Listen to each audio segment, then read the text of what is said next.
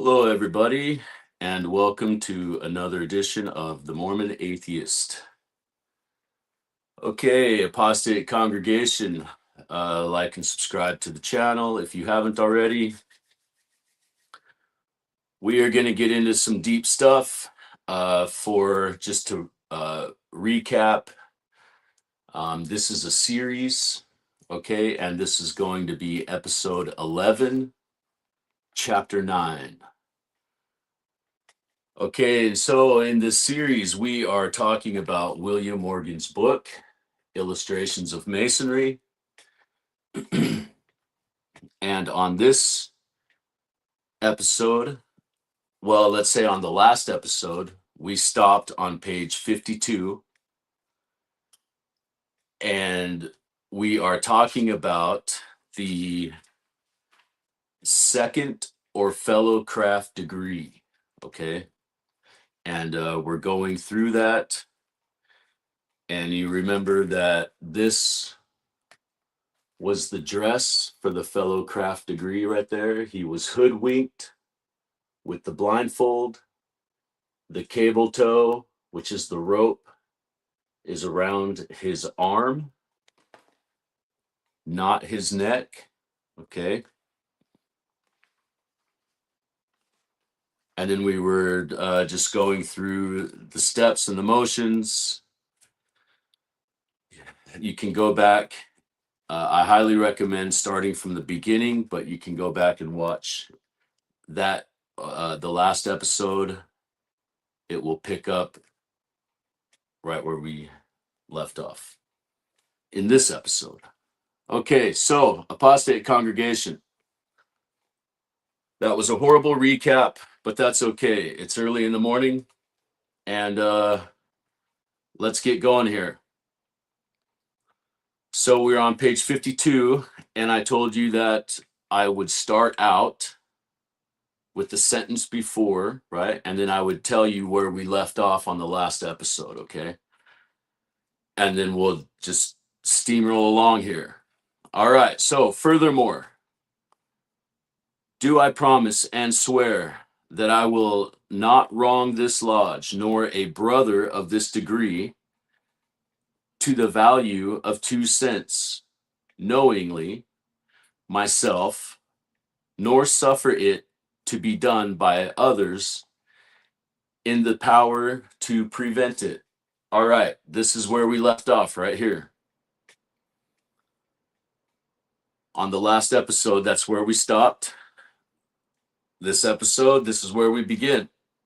Furthermore, do I promise and swear that I will support the Constitution of the Lodge of the Grand United States, right? So remember, we're talking about how they're supporting the Grand Lodge and Constitution of the United States, the Grand Lodge, right? The allegiance to the lodge, okay? And the Grand Lodge of this state, under which this lodge is held and conformed to all the bylaws, rules, and regulations of this or any other lodge, which I may at any time hereafter become a member. As far as in my power. Furthermore, right? So so it's reiterating, the fact that it's your allegiance is to the lodge, right? You're going to support the Constitution of the lodge, right? Excuse me, apostates. I got to take some mason jar coffee here. I drink my coffee black. That way you can get the taste of it, right? All right, so furthermore, do I promise and swear that I will obey all regular signs and summonses given, handed, sent, or thrown to me by the hand of a fellow brother craftsman. Okay, now remember, when we were talking about the craftsmen, we're talking about the craftsmen are the magicians, right? It's So the craft is the magic, right? We've discussed this in previous episodes.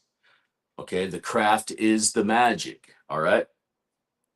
So the people that are doing the magic are the craftsmen. Okay.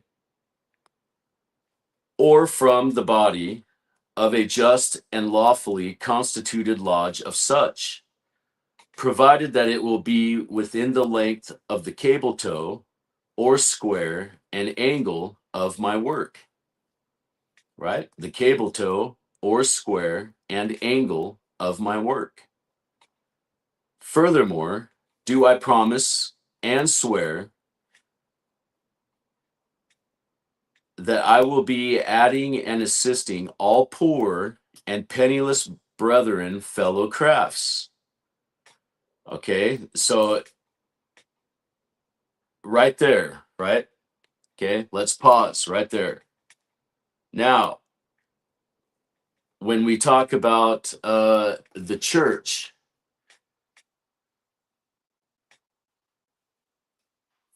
okay, and their welfare program, right? The storehouse, you get the vouchers to the DI, you get, if you go to the church, you can ask for assistance. People that live in Utah that have gone to the church or just anywhere really that have gone to any church, any LDS church, any Mormon church. Okay, my experiences have been in Utah though, right? And so the people in Utah, if you try to go get that assistance, right? What's the first thing they say to you? Yeah, come to church, right? And if you say no, they won't help you. They won't help you. All of a sudden, you just can't get a hold to anybody. That's kind of how it goes. And so it says it right here. Furthermore, do I promise and swear that I will be aiding and assisting all poor and penniless. Okay. So we think they're like this, charitable system, right? But charity, in the words of the institution, in the religious institution of Masonry, is for the brethren, right? All the brethren.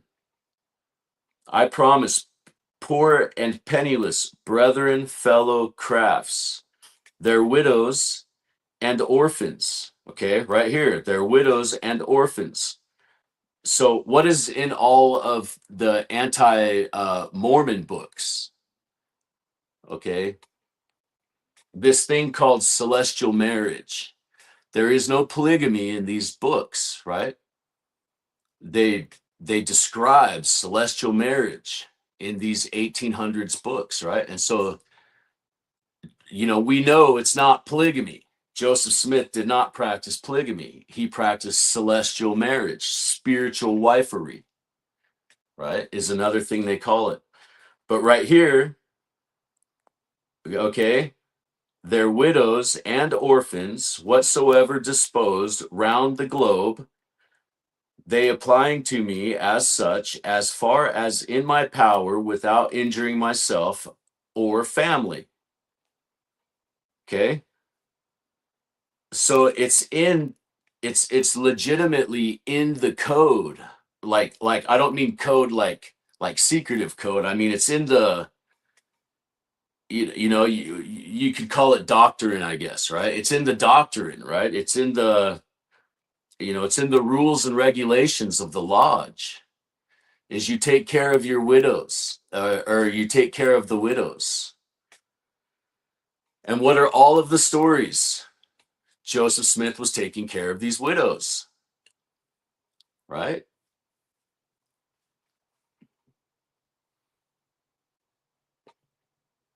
Okay, apostates, you're reading these books, so you understand. Those of you that are on the channel that are liked or that are subscribed and that have been following along with these books, You 100% know, right?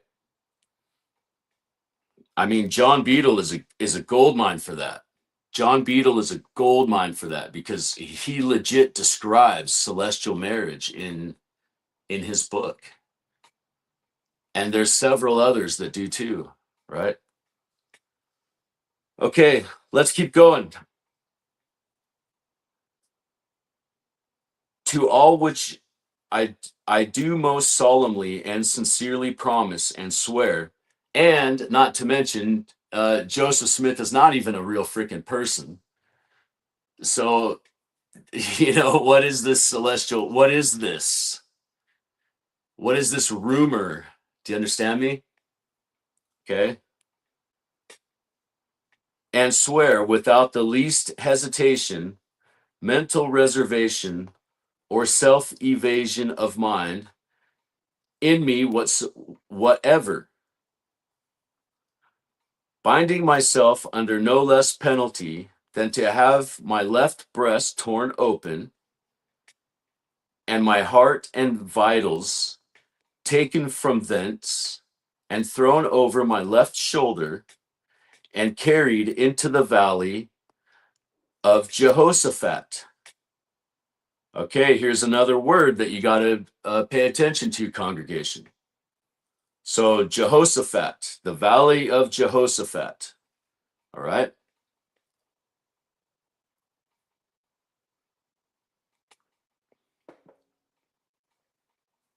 These words are going to come up over and over and over again. They're to become uh,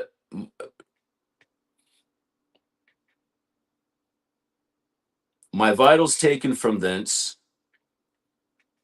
and thrown over my left shoulder and carried into the valley of Jehoshaphat. Jehoshaphat is spelled Jehosaphat.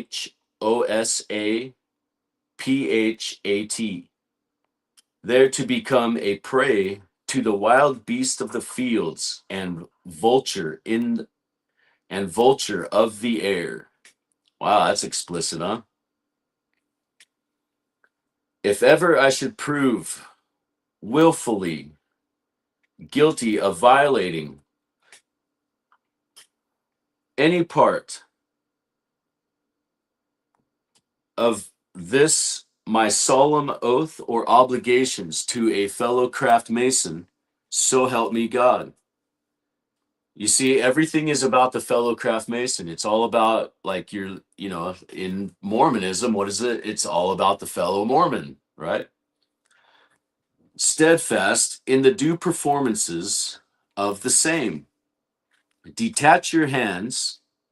Okay, this is a quotation here, all right? So this is where it begins, and I'll show you where it ends, okay? So here we go. This is quotations, and remember, every time something is in quotations or parentheses, it's generally Morgan is it's like a footnote, okay? It's a side note. Okay, detach your hands and kiss the book, which is the Holy Bible, twice. The bandage is now, okay, here we go. Now we're in parentheses, by one of the brethren. That's it, unparentheses. Back into the quotations. Drop over the other eye. The bandage is now dropped over the other eye. And the master says, okay, so now you got one eye covered with your hoodwinked and only one eye's covered. The master says, brother. Oh, the master says, and then at another quotation, parentheses, at the same time, laying his hand on the top of the candidate's head. All right, so let's see. So he's got his hand over the top of his head, right? He's being blessed right now. This is a blessing. Detach your hands. Okay, let's start this quotation over, right? Detach your hands and kiss the book, which is the Holy Bible, twice. The bandage is now, okay, one of the brethren takes the bandage. He's hoodwinked. One of the brethren takes the bandage and moves it over one eye. Okay, the bandage is now over one eye, and the master says, brother. And then at the same time, he's got his hand on his head, right? Brother, what do you most desire? Okay, so he has his hand on his head. The guy is hoodwinked. The candidate is hoodwinked with one eye covered. And the master is standing there with his hands on his head, right? What do you most desire? The candidate answers, after the prompter, more light. The master says, brethren, form on the square and assist in bringing our new made brother from the darkness to light. Okay, here's another temple thing, right? You something along the like you pass through the veil or something along these lines, right?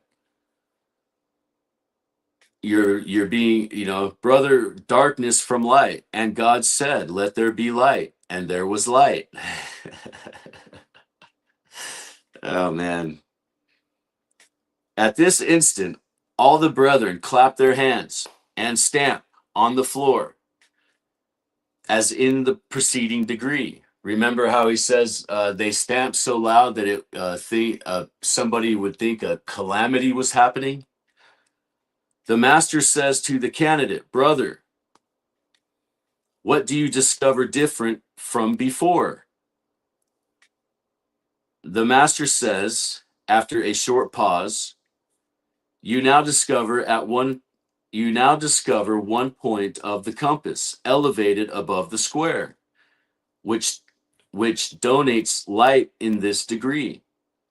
But as one is yet in obscurity, it is to remind you that you are yet one material point in the dark respecting Masonry. Wow, that's pretty powerful right there, right? Let me read that again. Brother, what do you discover different from before? Okay, he passed through the veil from dark to light. The master says after a short pause, you now discover one point of the compass elevated above the square, which donates light in this degree. Wow, that's pretty heavy. Think of the magic of that. Think of the magic that's involved in that, right? But as one is yet in obscurity, it is to remind you that you are yet one material point in the dark respecting Masonry. That right there is heavy stuff, okay? I strongly urge you guys to watch Justin Sledge, the YouTube channel called Esoterica. Dr. Justin Sledge, okay? Go to his playlist. He has an entire section on Solomonic magic and King Solomon, and you will see this. You will very, very clearly see this right here, okay? The master steps off from the candidate 3 or 4 steps and says, brother, you now discover me as a master of this lodge, approaching you from the east, under the sign and due guard of a fellow craft mason.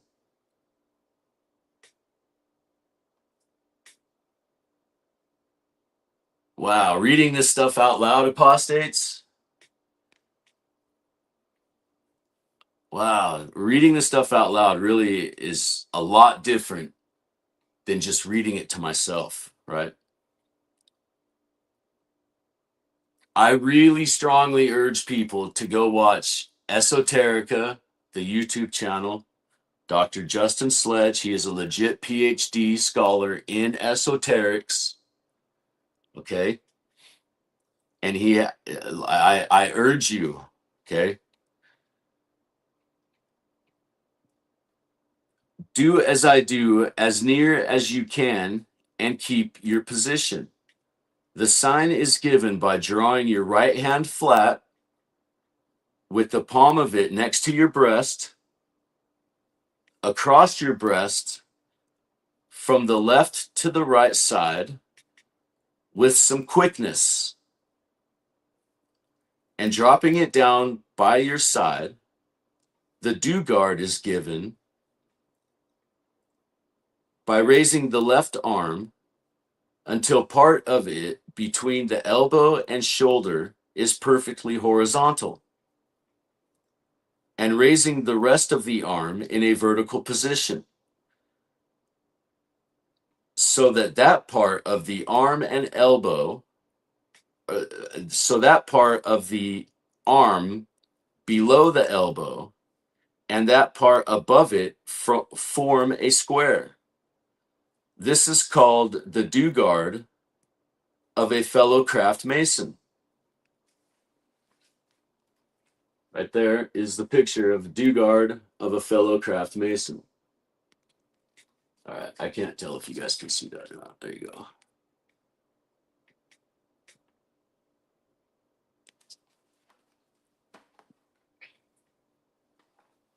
That's on page 53. All right, what's our time, congregation? All right, like and subscribe to the channel if you haven't already. This is a series. This for all the people just joining in. This is episode 11, chapter 8 of a series on William Morgan's book, Illustration of Masonry, and connecting it to Mormonism.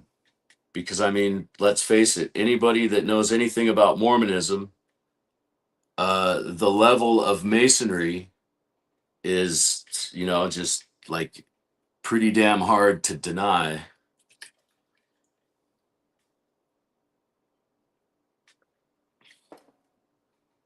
All right, let's keep going. The two given together are called the signs and do guard of a craft fellow mason.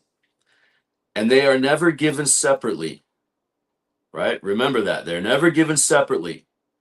The signs of a do guard fellow craft mason are never given separately. You understand? They would not be recognized by a mason if given separately. Okay?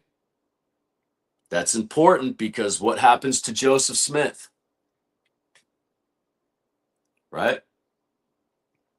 He gives the sign and they don't respond. Nobody responds to the sign.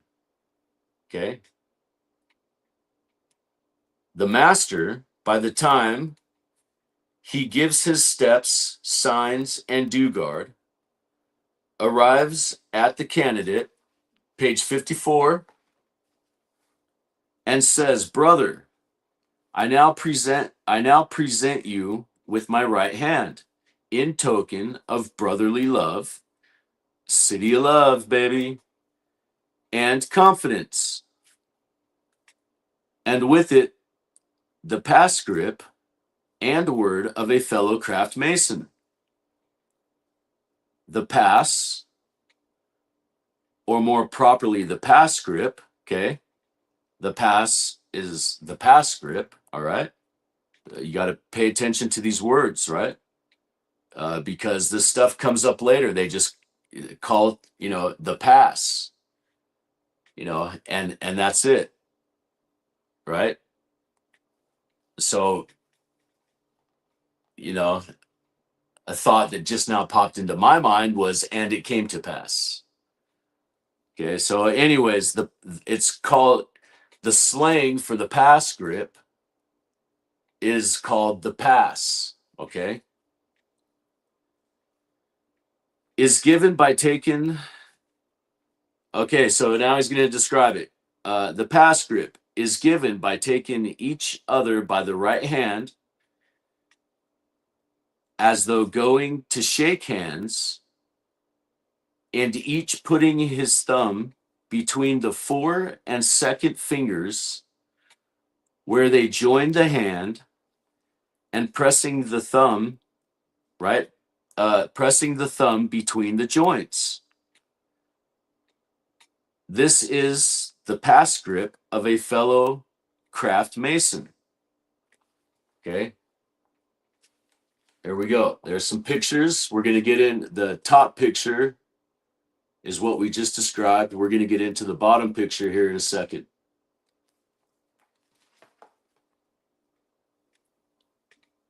Okay. The name of it is Shibboleth. Remember, there's that name again. But here, is it spelled differently here?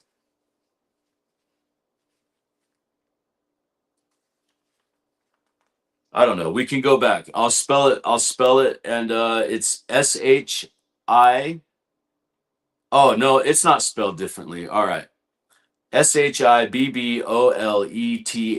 Yeah, it's not spelled differently. All right. Its origins will be explained in the lecture. So later on, when we get to the lecture, the pass grip, some give without lettering or syllabling.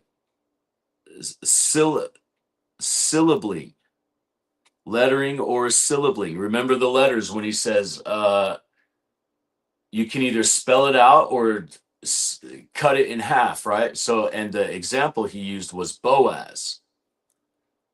So the candidate says Bo, and the or not even the candidate, it's a fellow craftsman. So you spell it out. You say Bo, and then the other person says as, or you say BO, and then the other person says AZ, right? That's what lettering or syllabling means, right?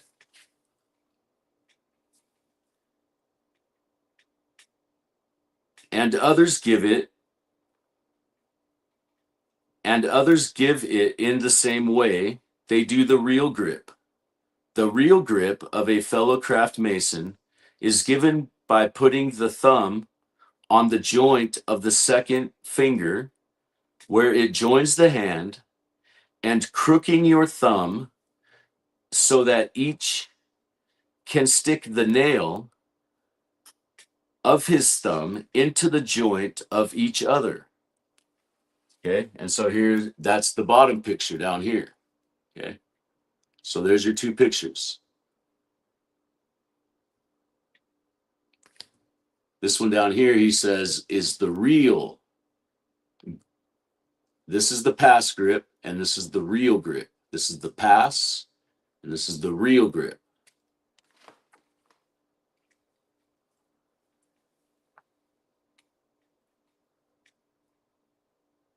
The real grip. Okay, so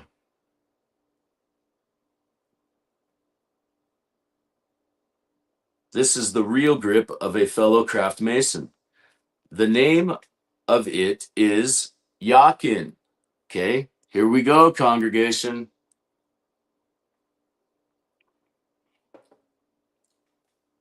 Jachin is spelled Jachin.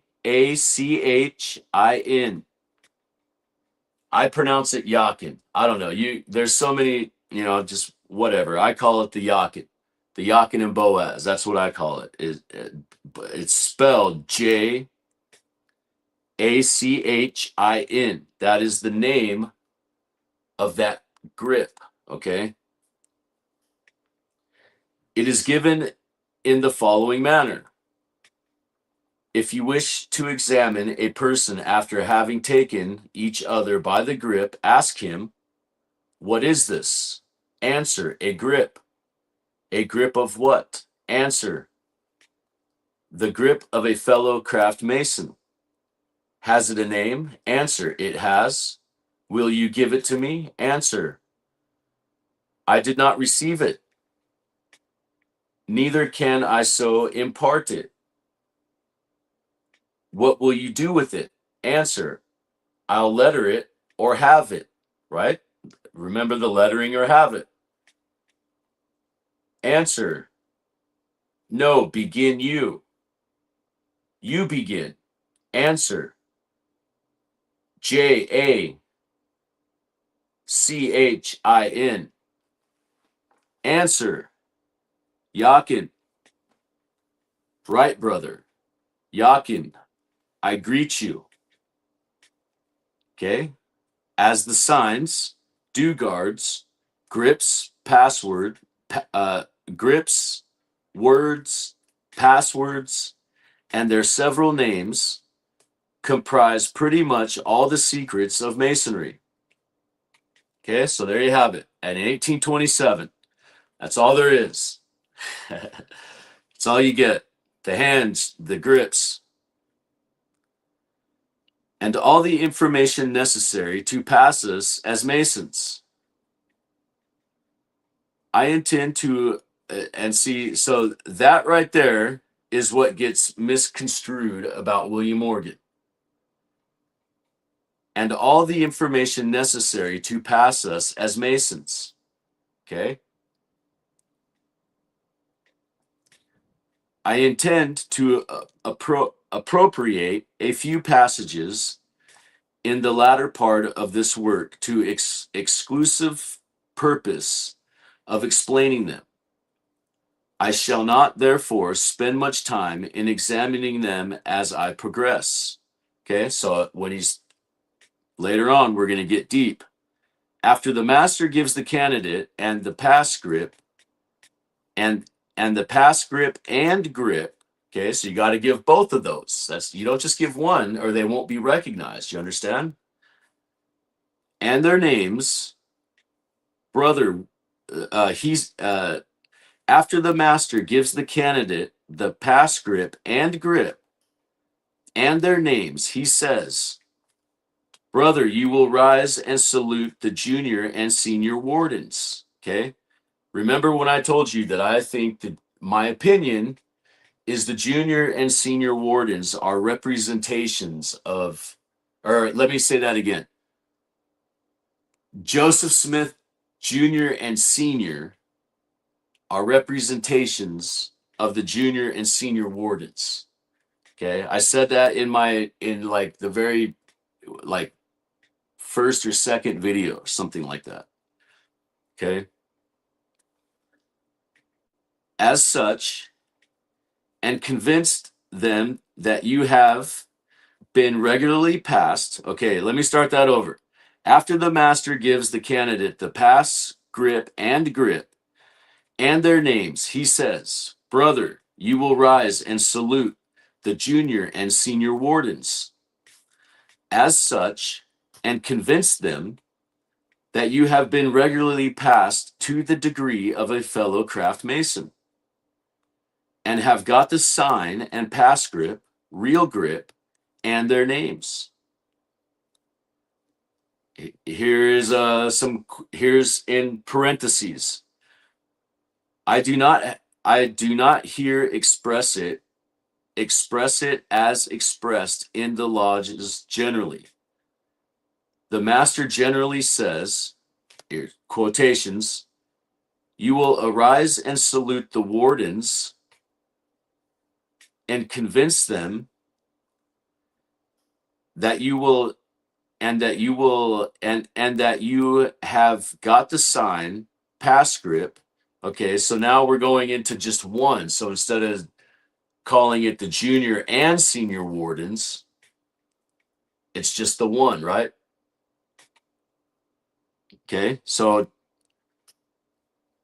think of Mormon history in the very early days of the church, right? When, in the very early days, right? Think of this stuff. And word, it is obviously, wait, hold on. You will arise and salute the wardens, okay, and convince them. This is um,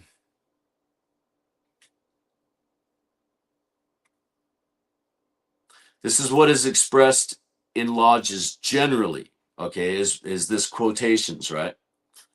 That you have got the sign and passgrip and word. It is obviously wrong. But the first thing he gives is the sign, right? Do you understand? So, like, there's these patterns, okay? And so their first initial reaction every time is to say whatever you are saying is wrong, right? So they deny it right off the bat. But that's part of the scheme, though. And if you're a fellow craftsman, you know that. And then you have a response, right? You have to wait a period of time. Do you remember?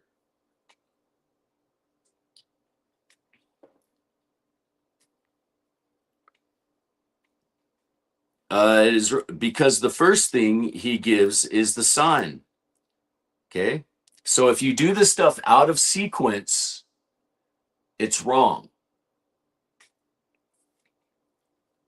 The first, because he's telling you right here, it is obviously wrong because the first thing he gives is the sign, then do guard, then the pass grip, then the real grip, and their names. Okay. While the wardens are examining the candidates, that's the end of the quotations right there, or the parentheses. Okay, so that's William Morgan's little footnote to this, okay?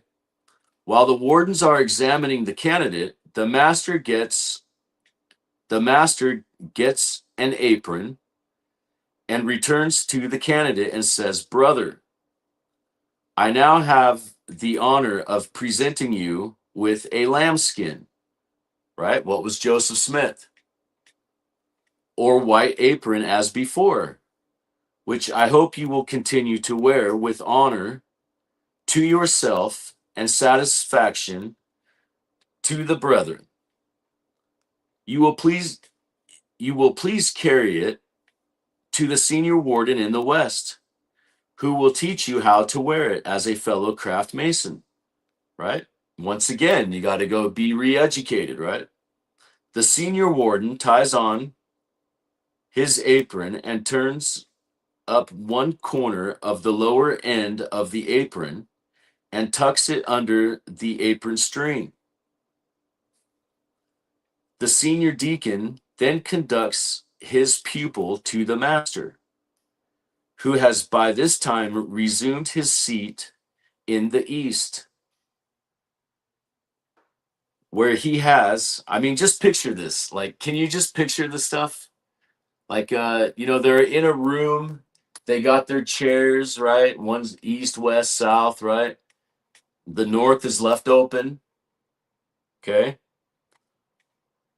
And the candidate's in the middle of the room and he's doing all this bending and shit and all this stuff. And he's blindfolded. He's standing on one leg. He's, spinning around in circle. Like, it's just a show, like they're legitimately making this stuff up as they go. You understand? Morgan tells you in the beginning of the book, he's legit tells you, right, that, they're just totally making the stuff up. All right. I mean, what a spectacle, right? Can you imagine this? What a spectacle. This is like, it's like they're acting, it's like a play. They're acting a play, The senior deacon then conducts his pupil to the master, who has by this time resumed his seat in the east, where he has, or ought to have, the floor carpet to assist him in his explanations. Master to the candidate, brother, as you are dressed, it is necessary you should have tools to work with. I will therefore present you with the tools of a fellow craft mason. They are the plumb, square, and level. Okay, here we get our first definition of the plumb, okay? The plumb is an instrument made use of by operative masons Apostate congregation, what is an operative Mason? We are 11 episodes in now. Do I need to give you the definition of an operative Mason? To raise perpendiculars, the pillars, the square, to square their work, okay? The plumb, right? The plumb is an instrument made use of by operative Masons, Masons of old. There is no Templar Masons. It's dead. Operative Masonry is dead.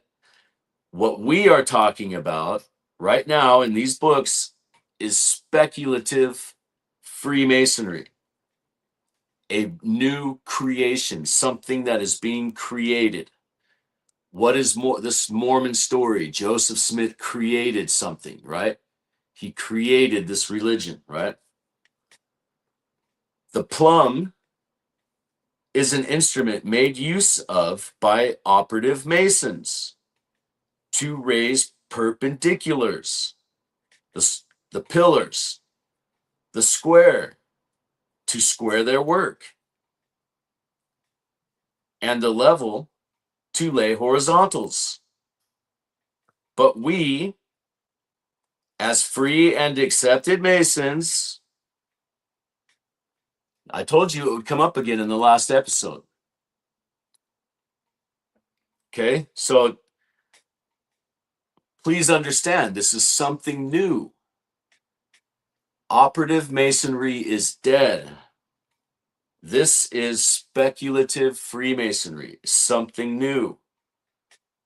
But we, as free and accepted Masons, are taught to use them for a noble and glorious purpose. Once again, here we go. They changed the meaning. They changed the literature. They changed the wording. Okay? The plumb teaches us to walk upright in our several stations.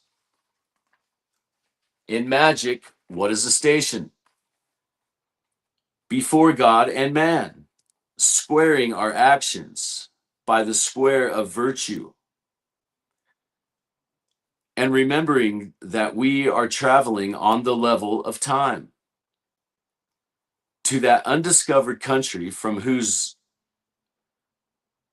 born no travelers, whose born no traveler has returned. Born is spelled Bourne, from whose born no traveler has returned. I further present you with 3 precious jewels. Their names are faith, hope, and charity. They teach us to have faith in God, hope in immortality, hope in immortality, right?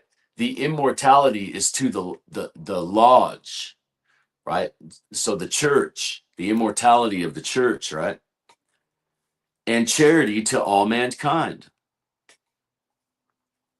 The master to the senior deacon. You will now conduct the candidate out of the lodge and invest him. Invest him means give him, right? Invest him of what he has been divested. So remember, they took all of his clothes, they took all of his stuff, right?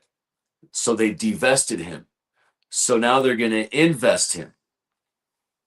They're closing the lodge. It's over. Give him back his clothes. After he is clothed and the necessary arrangements made for by his reception, such as placing the columns at the floor carpet, if they have any, right? And the candidate is reconducted back to the lodge. As he enters the door, the senior deacon arrives. We are now about to return to the middle chamber of King Solomon's temple. Okay, you got to remember, we're in King Solomon's temple. This whole thing is a replication. Okay, think of the Nauvoo temple, like this. Think of the Nauvoo temple. Okay, the Nauvoo temple is legit the exact same setup. If you look at the like early pictures, you know, stuff like that. When within the door, the senior deacon proceeds, brother, we have worked in speculative masonry. Good Lord, apostate congregation. Can it be any more obvious? Can it be any more explicit? Okay. Senior deacon proceeds, brother, we have worked in speculative masonry, but our forefathers wrought both in speculative and operative masonry. Okay. We've already distinguished that that is bullshit. That is the twist right there. That is the twist.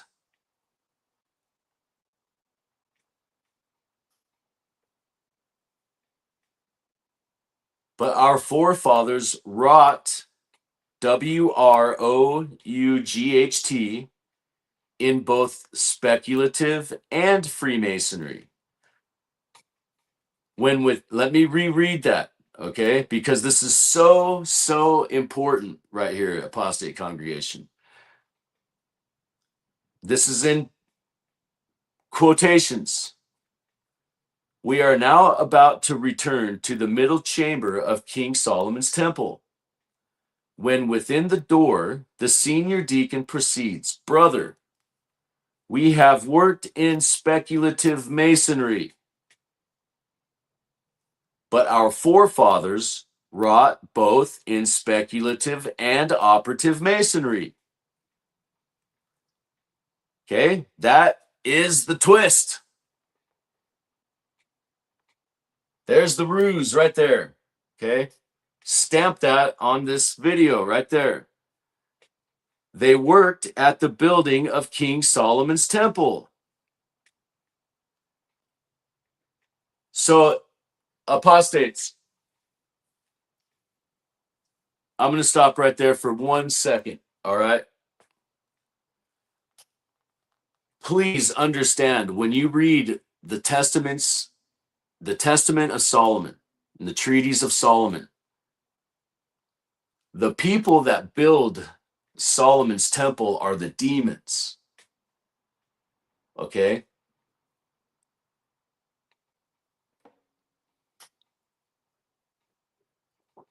Do you understand me? So put this into a human perspective here. The Freemasons are the ones that are building Solomon's temple. Do you understand me? So you have somebody that is pretending, the master, basically pretending to be King Solomon. Okay? This is all through this literature, they're called the pretenders. They are the pretenders. They're pretending. Okay? So you have literally somebody pretending to be King Solomon, the master. And then all of this stuff is a recreation of what takes place during the treaties of Solomon. Like you have to understand that the treaties of Solomon here are so important because they are legitimately recreating the treaties of Solomon. And if you put that into context into Mormonism, Mormonism is literally recreating the temples of Solomon. How many times do they say Solomon's temple, Solomon? Like, listen to the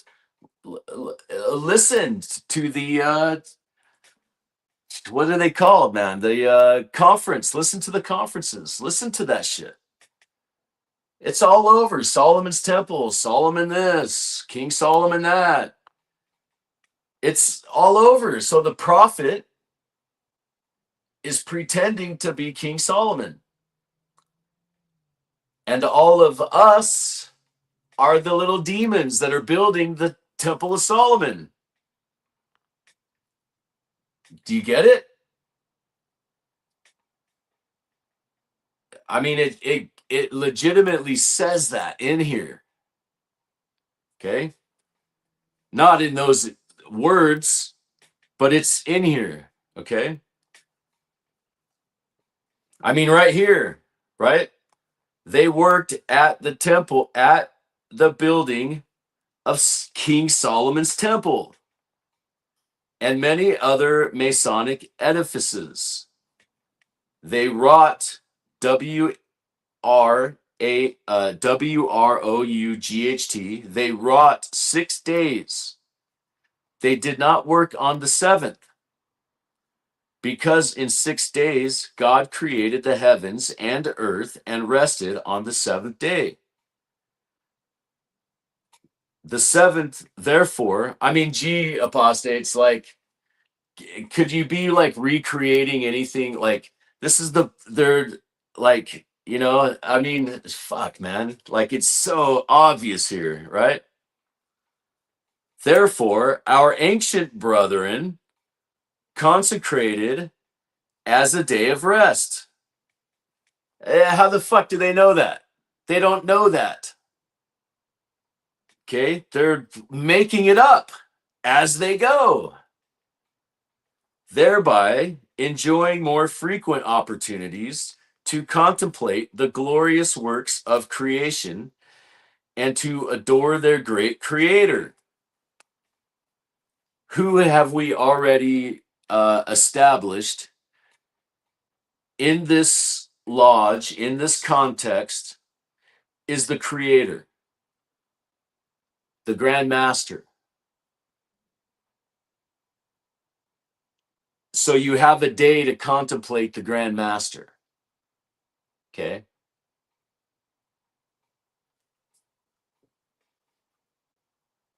Moving a step or two, the senior deacon proceeds. Brother. Right? I mean, is that any more cultic? Like, that is legit a cult. That is the very definition of a cult. You have a Grand Master, and he is the head, and everybody around him is following him.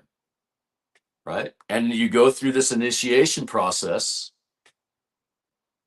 and then you basically have to live within the commune.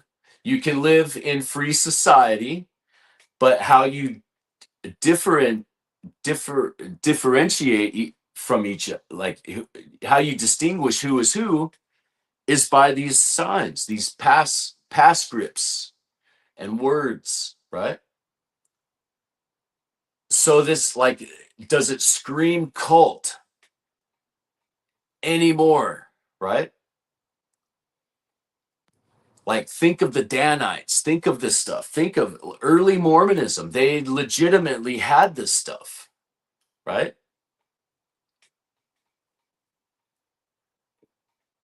What's our time, apostates? All right, we'll go a little bit further, and then we're gonna call it an episode. So, therefore, our ancient brethren consecrated as a day of rest, thereby enjoying more frequent opportunities to contemplate the glorious works of creation and to adore their great creators. So their glorious works of creation is this religious institution of Masonry, right? That's their glorious work. Moving a step or two toward the senior deacon, the senior deacon proceeds. Brother, the first thing that attracts our attention are two large columns or pillars, one on the left hand and one on the right.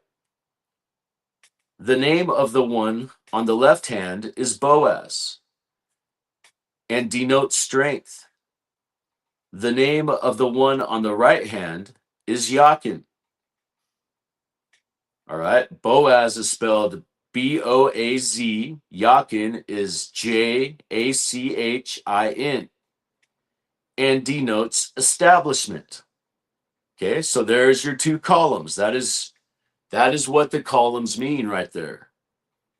Moving a step or two, the senior deacon proceeds. Brother, the first thing that attracts our attention are two large columns or pillars. One on the left hand and the other on the right. The name of the one on the left hand is Boaz and denotes strength. That's what Boaz represents, is strength. The name of the one on the right hand is Jachin and denotes establishment. Strength and establishment is what those two pillars represent. Strength and establishment. They collectively allude to a passage in Scripture. Apostates, did I not tell you in every effing episode? In Freemasonry, there is a scripture for legit everything. And here we go again. They collectively allude to a passage in Scripture wherein God has declared in His Word, in strength shall His house be established. Now, you can legit ChatGPT that, and it will give you the passage. In strength shall His house be established. Okay, so wherein God has declared in His Word, in strength shall His house be established. The two pillars. Okay, so in the church, in the lodge, there's two pillars, there's two columns. Something somewhere representing this. And those columns represent establishment and strength. Okay? These columns are 8 cubits high. Okay? In 1827, apostate congregation, we did not know what a cubit was in 1827. It wasn't until like the 2000s or late 90s or something like that scholars figured out what a cubit was. Okay, I mean, they knew it was a form of measurement, but they didn't know, like, is a cubit 1 inch?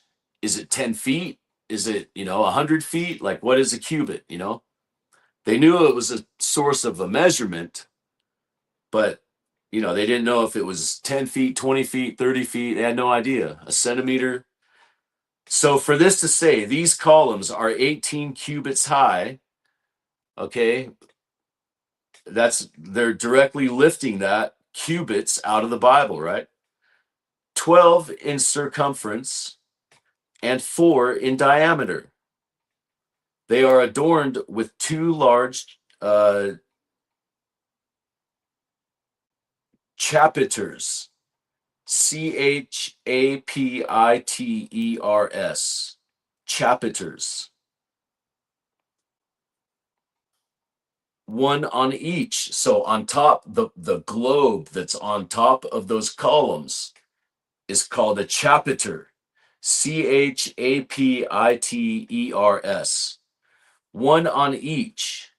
And these chapiters are ornamented with net work, lily work, and pomegranates. Okay, network. So like they have rope, right? They have rope tied as a net, right? You got to think this is the 1820s. So what does network mean in 1820s? It's net slash work. Okay. Obviously, they're not networking, right? So it's a net, right? Think of a sailor's net, like you see on TV where they have those rope nets with all the shit inside of them, and they're lifting it up on the ship. You see it on like Titanic and stuff like that, right? Old ship movies. Okay. So, anyways, let's keep going. So the chapiters, the globes that are on top of the columns, okay, are called chapiters, one on each column. They are ornamented with nets, lily work, and pomegranates. They denote utility, peace, and plenty. Okay? Keep track of that because now we got three. We got the two jewels. Okay? This stuff keeps adding up, and this is why it gets so complicated. Because it just adds and adds and adds and adds, and it just gets more complicated, more complicated. This stuff gets, I told you, we're going to get deep. Okay. The further into this we get, the deeper this gets.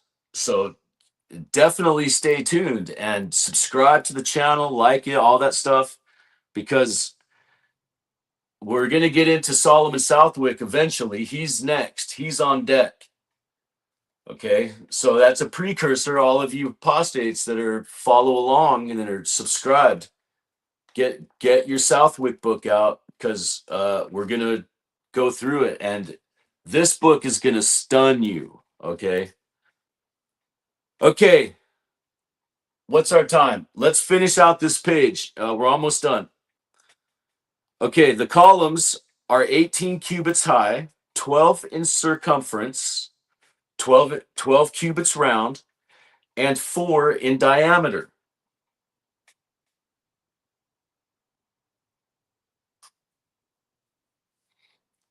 Does that make sense? Circumference, don't you have to have a diameter to get the circumference? Right?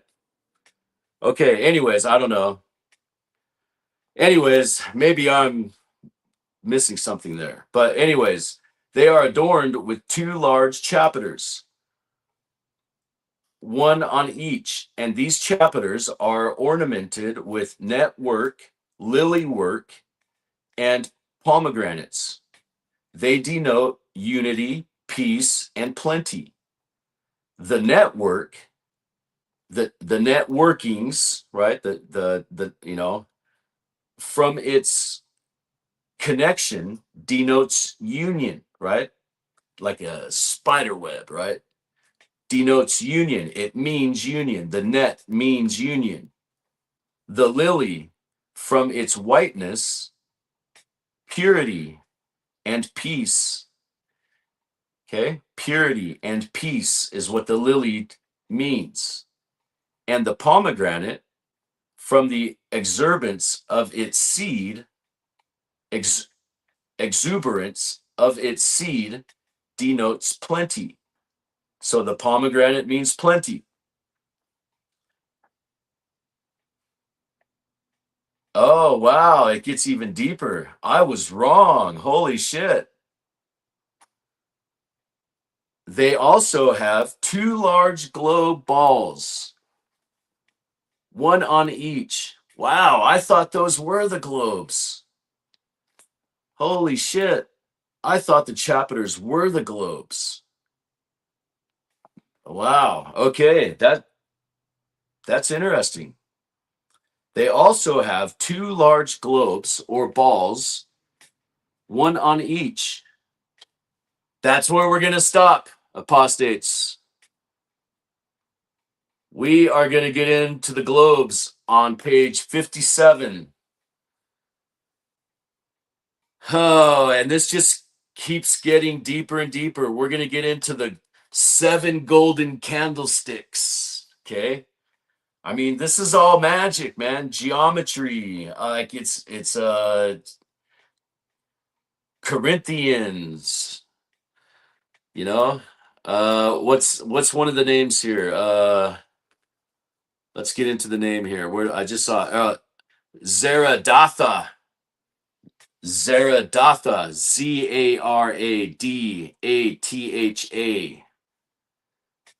The River Jordan. Okay.